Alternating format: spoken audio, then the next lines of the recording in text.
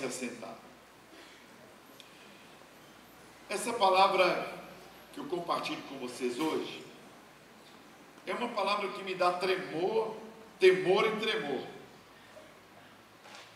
porque fala sobre uma mulher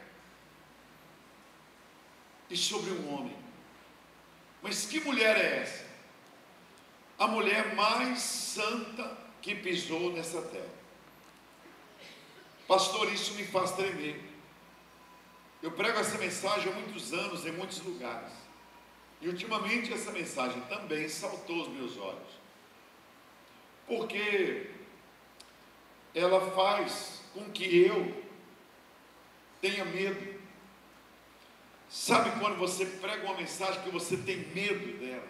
Por exemplo, todo pastor tem medo de adultério. É o pecado mais temido pelos pastores. Porque as pessoas esquecem muitos erros de um pastor. Mas o adultério, ele marca negativamente a vida de um homem e de uma mulher. É o pecado mais difícil de ser perdoado por uma esposa, por um marido, pelos filhos, pela sociedade, o adultério. Então é um medo que a gente tem, um receio que a gente tem. Eu colocaria isso aqui acima de um adultério. O que aconteceu nesse texto sagrado. Eu colocaria isso aqui acima de uma situação a pior que você possa imaginar. É para você ter uma noção de como eu tremo ao pregar esse sermão. Porque eu já vi essa história. A mulher mais santa que pisou nessa terra, que qualquer pessoa católica, espírita, se você falar mal dela, a pessoa se levanta, não precisa nem falar mal, basta você fazer algum comentário contra Maria, santa mulher. Tem pessoas que não suportam, levantam e vão embora. Por quê? Porque essa mulher foi a mulher mais santa que pisou na terra. Foi a mulher, nos dias de Jesus, no início dos nossos séculos aí, ó, nós estamos no século 21. Essa mulher foi a mulher escolhida por Deus, para que nela fosse gerado o Salvador do mundo. Aquele que diante de todo joelho se dobrará e toda língua irá confessar. Maria. Quantas igrejas em homenagem a esta mulher? Quantas igrejas? Ainda agora houve uma procissão lá no norte do Brasil, lá em Belém, no Círio de Nazaré, com mais de 5 milhões de pessoas. No mundo todo, pessoas param no domingo agora, dia 12, o Brasil parou para homenagear esta mulher Aparecida do norte, que é tida como uma imagem de Maria. E esta mulher, e esse homem chamado José, que era o marido dela, eles esqueceram Jesus. Eles deixaram Jesus para trás. Agora você imagina, eles, os mais santos, os mais selecionados por Deus, os dois, para que no ventre dela fosse gerado o Salvador da humanidade, que vai fazer com que todo joelho se dobre, toda língua confesse. O Criador de todas as coisas, que a Bíblia diz, sem Ele nada do que foi feito se fez. Jesus. Que as pessoas entrarão no céu por causa dele, ou irão para o inferno por causa dele. Esta mulher um dia, ela deixou Jesus para trás. Imagine eu, Imagine nós tão limitados.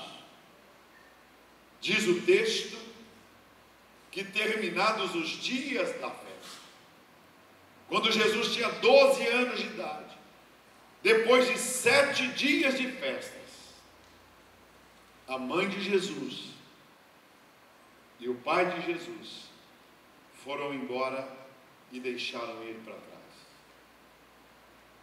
O que eu tenho percebido nesses dias é que nós todos corremos este risco.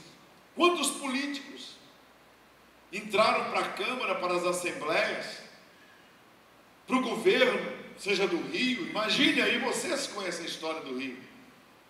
Quando eu for governador, quando eu for vereador, quando eu for deputado, eu vou levar Jesus e vou ser uma bênção lá na Câmara.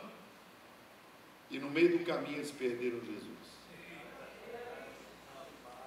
Quantos pregadores, quantos eram homens que abalavam a nação, abalavam o mundo, homens cheios de Jesus, cheios do poder de Deus.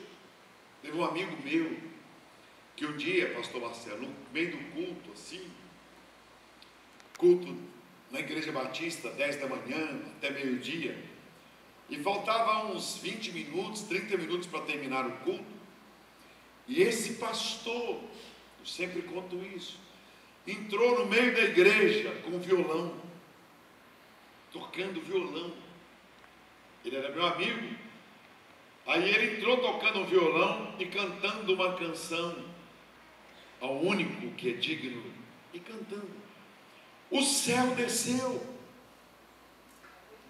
Eu não tive como mais continuar a pregar. Foi uma presença tão gloriosa de Deus, que os batistas, eu sou pastor da Igreja Batista, fico olhando o horário, faltando 5 minutos para meio-dia, fazendo assim, para ver se a gente não termina dentro do horário, não passa o horário. Nesse dia, nós ficamos quase 1 hora depois do culto e ninguém se moveu. Esse homem, cheio de Deus, cheio do poder de Deus, foi eleito deputado. Pela unção, a Convenção Batista o escolheu. Passados 5, 6 anos, ele veio à igreja, assentou-se no culto, não tocou, não cantou, e no final do culto eu conversei com ele, fui dar um abraço nele, e ele estava com cheiro de bebida alcoólica. Aí ele ouviu o sermão que eu estava pregando ali, o momento de oração. Ele falou: pastor Jorge, ore por mim. Eu não tenho nada de Deus mais. Perdeu Jesus. Quantos cantores cantavam e começavam a cantar, e de repente a unção de Deus, não precisa mandar, eles não mandavam ninguém fechar os olhos. Não, eu cansei de ouvir e de adorar a Deus com tantos cantores, que eles começavam a ministrar, a lágrima rolava nos olhos assim, e não precisava muitas vezes ter nem a pregação, e muitas vezes eram feitos apelos e eles iam no altar. E hoje, onde estão esses cantores? Onde estão pregadores? Igrejas. Teve uma igreja na Bahia, que a primeira vez que eu fui lá, tinha fila para entrar e senha. As pessoas que participavam do culto às 3 da tarde não podiam voltar à noite. Uma igreja grande, uma igreja de umas 5.000 pessoas, grande. E um tempo depois eu voltei naquela cidade, fui em outra igreja, falei: fulano de tal, como é que está aquela igreja? Eles falaram: pastor, o senhor não está sabendo? O senhor não está sabendo? Não, estou lá em Minas Gerais, estou lá em Belo Horizonte, vocês estão aqui. Falou: pastor, o pastor daquela igreja entrou numa heresia, e lá agora só tem culto domingo. E não tem mais nada, pastor. Falei, mas tinha fila. Há pouco tempo atrás tinha fila para entrar. Senha. Cada um pegava um cartãozinho, entrava, e agora... Eu passei em frente à igreja. As portas estavam fechadas. Então eu fico pensando, com temor e tremor, me faz tremer, pastor, me faz chorar muitas vezes, porque essa mulher, olha aqui, terminados os dias das festas, ou da festa, ao regressarem, permaneceu o menino Jesus em Jerusalém, e seus pais não perceberam. Então a primeira coisa que eu tenho que tomar cuidado é com as festas. As festas. As festas podem fazer com que nós esqueçamos Jesus. As festas às vezes são mais importantes do que a pessoa de Jesus. Quantos casamentos a noiva esquece Jesus? É o dia de festa. Ela nem lembra de Jesus mais. Ela lembra das flores, lembra do vestido de noiva, dos padrinhos, das daminhas, da recepção, do alvo. Quantas vezes eu estou realizando uma cerimônia de casamento e a noiva está olhando para o fotógrafo. Eu tenho que falar, garoto, eu estou pregando para você também. Quantas vezes eu já vi isso? Fala da festa, fala da recepção, fala da roupa dos